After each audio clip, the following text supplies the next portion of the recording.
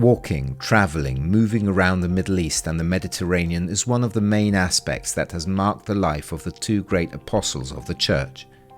The feast of St. Peter and St. Paul is an opportunity to retrace their steps along the roads and countries they have crossed.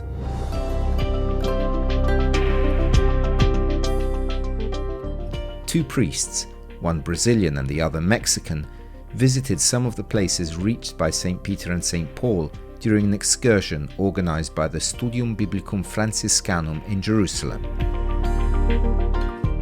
A journey in the footsteps of St. Paul, the apostle of the Gentiles, the persecutor of Christians struck on the road to Damascus, that took them to 12 cities in Greece, including Athens, Thessaloniki and Corinth.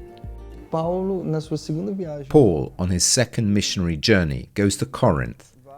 Here he begins his missionary project, writing beautiful letters of which I like to recall the Hymn to Love in the 13th chapter of the first letter to the Corinthians, and the passage contained in the 12th chapter of the second letter to the Corinthians, in which he recognizes his weakness.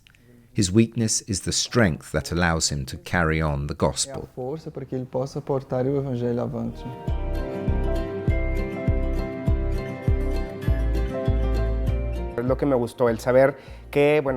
Even though 2,000 years have passed, the Apostle Paul, so important to us, walked on this stone, in this space.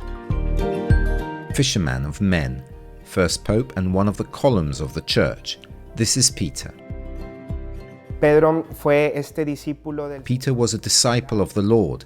He was very close to him, and the keys were handed over to him and entrusted with the ministry of being head of the primitive church, the first pope as we know him today.